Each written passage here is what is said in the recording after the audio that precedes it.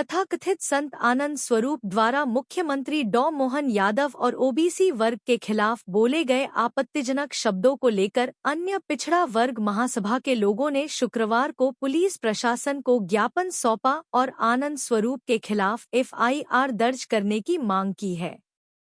OBC महासभा ने कहा है कि यदि पुलिस प्रशासन इस मामले में संज्ञान नहीं लेता है तो प्रदेश भर में ओबीसी महासभा इस कथित संत के खिलाफ आंदोलन छेड़ेगी, क्योंकि यह कथित संत ओबीसी को कैंसर बता रहा है और मुख्यमंत्री को धर्मद्रोही, सवर्ण देवी और देशद्रोही तक कह रहा है। यह सामाजिक न्याय की व्यवस्था के एकदम विरोध में है। ये कभी भी वर्ग संघर्ष करवा सकता है, इसलिए इस पर प्राथमिकी दर्ज की जाए। दो को मोदी जी तत्काल हटाइए, नहीं तो ये जो कैंसर है पूरे प्रदेश से भाजपा को समाप्त करके मृत्यु को प्राप्त कर देगा। मैं फिर से कह रहा हूं, मोहन यादव रामद्रोही है, मोहन यादव हिंदू द्रोही है, मोहन यादव सवर्ण। शिकायत करने आए थे, किसके खिलाफ एफआईआर चाहते हैं आप लोग?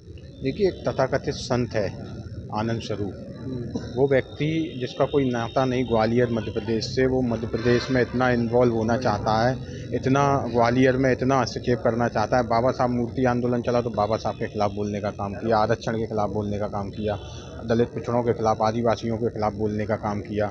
और अब तो बिल्कुल ही हद हो गई, जब ओबीसी के 27% आरक्षण पर मुख्यमंत्री का बयान आया तो मुख्यमंत्री के खिलाफ बोलने का और ओबीसी को अभद्र, संपूर्ण पिछड़ा वर्ग को मध्य प्रदेश के जो 50% से ज़्यादा है उसको अभद्र बोलने का काम किया। तो हम उस तथाकथित फर्जी महाराज के खिलाफ जहाँ आए थे और हमने ये कहा कि जिसका कोई ग्वालियर से कोई नाता नहीं है, जिसका कोई मध्य प्रदेश से संपर्क नहीं है, उसके खिलाफ एफआईआर दर्ज होना चाहिए, प्राथमिकी दर्ज होना चाहिए, क्योंकि वो सामाजिक न्याय के खिलाफ बोल रहे हैं, संविधान के खिलाफ बोल रहे हैं। संविधान के खिलाफ बोलना मतलब राष्ट्रद्रोह का मामला उन पर बनता है, उन पर राष्ट्रद्रोह में कार्रवाई होना चाहिए। उनका स्थान सड़कों पर नहीं है, उनके मठों में नहीं है, उनका स्थान, सही स्थान जेल में है, तो उन्हें जेल भेजना सुनिश्चित होना चाहिए। मुख्यमंत्री के खिलाफ किस तरह के शब्दों का इस्तेमाल? देखिए, दुर्भाग्य है कि अगर किसी प्रदेश का ओबीसी का या दलित मुख्यमंत्री बनता है तो जो पूरी जो लॉबी है मनुवाद को मानने वाली, वो दलित और पिछड़ों के खिलाफ आ जाते हैं, और वही अगर कोई दूसरा वर्ग का हो, सवर्ण वर्ग का हो, तो उनके खिलाफ नहीं आते हैं वो। तो जब मध्य प्रदेश के अंदर या देश के अंदर ईडब्ल्यूएस आया या सवर्णों के समर्थन में कोई योजना आई तो उसका तो कभी दलितों ने और पिछड़ों ने विरोध नहीं किया, लेकिन आज जब हिस्सेदारी की बात हो रही है 27% आरक्षण की, तो विरोध किया जा रहा है।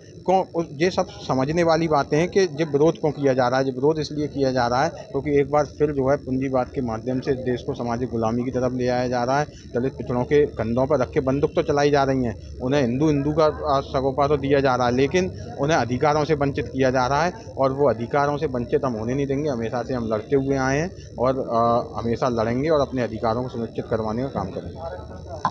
से जुड़े हुए लोग आए थे, कुछ शिकायत उन्होंने दर्ज कराई है, जैसे ओबीसी महासभा के कुछ लोगों द्वारा कोई तथाकथित महाराज हैं जिन्होंने कुछ वक्तव्य दिया जिनसे उनकी समाज और उनका जो एक वर्ग है वो उससे आहत हुआ था। इस संबंध में उन्होंने अपना विरोध प्रकट करते हुए और इन पर कार्रवाई कराने के उद्देश्य से एक आवेदन दिया। इस आवेदन में जांच कर मुख्यमंत्री का भी जिक्र किया है कि वो जो संत है तथाकथित मुख्यमंत्री के बारे में भी अच्छा बोले। जी, उसमें उन्होंने जो उल्लेख किया है भी हम उसका अध्ययन करेंगे, चूँकि अभी दिया है। अध्ययन उपरांत उसमें जो भी तथ्य मिलेंगे उसमें आगे कार्रवाई करेंगे।